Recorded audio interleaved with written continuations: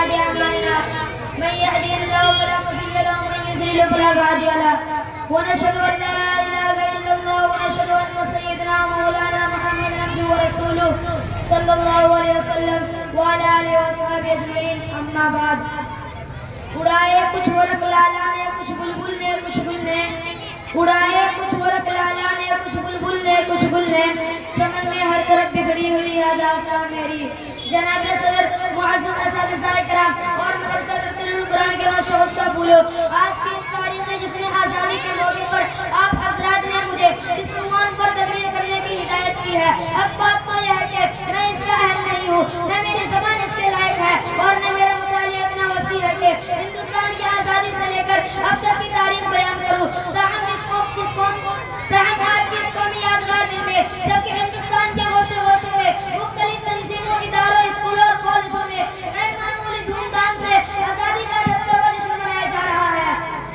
غلام ہندوستان کی داستان اور آزادی کی کہانی سنائی جا رہی ہے مجاہدین آزادی کو خراج تحسین پیش کیا جا رہا ہے ایسے وقت میں ہمیں بھی ایک طرف ہمارے اسلاف کی قربانیاں یاد آتی ہے دعائیں مغفرت کے لیے خود بخود آنکھ اٹھ جاتے ہیں دوسری طرف جمہوریہ ہندوستان کے مسلمانوں کے دردناک واقعات اور ظلم و ستم کی رویداد سامنے آتی ہے تو خون کے آنسو نکل پڑتے ہیں اور دل سے ایسی راہ نکلتی ہے کہ اگر ہمارے اسلاف و اکابر کو اس کا تصور بھی ہوتا تو خدا کی قسم وہ لوگ اس ملک کو انگریزوں کی غلامی سے چھڑانے اور اس ہندوستان کو آزاد کرانے کے لیے اتنی بڑی قربانیاں نہ دیتے اگر انہیں یہ معلوم ہوتا کہ اس ہندوستان میں مسلمانوں پر ایسا دن بھی آئے گا جب مسلمان آزادی کی جگہ انگریزوں کی غلامی ہی کو پسند کریں گے تو وہ کبھی شمشیر برہی نہ لے کر میدان جہاد میں نہ نکلتے انہیں کیا معلوم تھا کہ اس ہندوستان کی آزادی کے لیے بالا کوٹ کے پہاڑی پر سید احمد شہید اور شاہ اسماعیل شہید نے اپنی جان دی ہے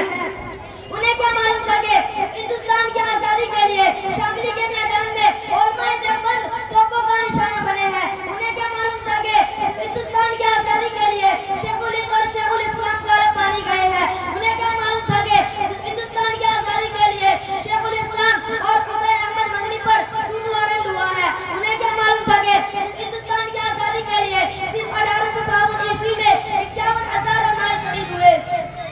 انہیں کیا معلوم تھا کہ اس ہندوستان کی آزادی کے لیے دہلی کی چاندنی چوک سے خیبر تک کے درختوں پر علماء کی گردنیں لٹکائی گئی ہے انہیں کیا معلوم تھا کہ اس ہندوستان کی آزادی کے لیے علماء کو مدینہ کر کے آگ کے انگاروں پر ڈالا گیا اس ہندوستان میں مسلمانوں پر ظلم و ستم کا پہاڑ ٹوٹے گا انہیں حدود سے محروم کیا جائے گا ملت اسلامیہ کے غیر پرزندوں آج اس ملک کو آزاد ہوئے 78 سال ہو گئے لیکن اس 78 سالہ دور آزادی میں ارباب حکومت نے مسلمانوں کے ساتھ کس طرح کے غیر مساویانہ رویہ اختیار کیا ہے اور ظلم و استبداد کی کون کر ہتھیار استعمال کیا ہے اس کی درد بھری داستان ہے سینکڑوں فسادات کی تاریخ میرے سامنے ہے جسے یاد کر کے کلیجہ منہ کو آتا ہے زبانیں گم ہو جاتی ہے پاؤں تلے سے زمین کھسک جاتی ہے کہ آج یہ کیسی آزادی ہے کہ مسلمانوں کا جان و مال محفوظ نہیں ہے ہماری عزت پر شتم مارے جا رہے ہیں ہمارے حقوق کو پامال کیا جا رہا ہے ہمارے آبادیوں کو ویران کی جا رہی ہے ہمارے مساجد و مقاصد کو مسمار کیا جا رہا ہے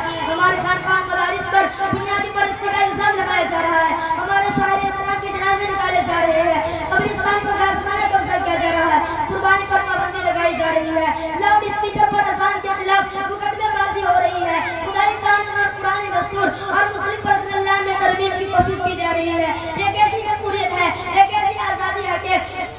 مسلمانوں کے مذہبی معاملات میں مداخلت کی جا رہی ہے اگر آزادی اسی کا نام ہے تو ہمیں ایسی آزادی کا طلبگار نہیں ہے ہمیں ایسی آزادی پر تو کل بھی رات مارتے تھے اور آج بھی رات مارتے ہیں ہمیں مذہبی آزادی چاہیے ہمیں قرآن کی آزادی چاہیے ہمیں جان و مال کی حفاظت چاہیے ہمیں عزت و آبرو کی حفاظت چاہیے ہمیں عبادت گاہوں کی حفاظت چاہیے ہمیں شاعر اسلام کی حفاظت چاہیے نوجوان دوستو کیا یہ جمہوریت کا خون نہیں ہے سیکولرزم کا مذاق نہیں ہے دستور آزادی کے خلاف ورزی نہیں ہے کہ جب پورے ملک میں کسی کے مذہبی معاملات میں مداخلت کی جائے آج آزادی ہندوستان میں یہی ہو رہا ہے ہم سے مذہبی آزادی چھینی جا رہی ہے مسلم پرسنل لا میں ترمیم کی کوشش کی جا رہی ہے ہم حکومت کے ایوانوں تک یہ آواز پہنچا دینا چاہتے ہیں اور ارباب اقتدار کو آگاہ کر دینا چاہتے ہیں کہ مسلمان سب کچھ برداشت کر سکتا ہے مگر مسلم پرسنل لا میں ذرہ برابر مداخلت برداشت نہیں کر سکتا ہم اپنی جان کی قربانی پیش کر دیں گے مگر اگلے خدائی اور لازوال قرآن دستور اور مسلم پرسنل لا میں ترمیم نہیں ہونے دیں گے زمین بڑھ سکتا ہے آسمان ٹوٹ سکتا ہے سورج محدود ہو سکتا ہے مگر دستور قرآن اور مسلم رسول اللہ کا نہیں بدل نہیں سکتا. ہے قول محمد قول خدا فرمان نہ بدلا جائے گا. ہے قول محمد قول خدا فرمان نہ بدلا جائے گا. بدلے کا زمانہ اللہ مگر قرآن نہ بدلا جائے گا. میں اپنی تقریر کو یہ پر ختم کر دوں گا.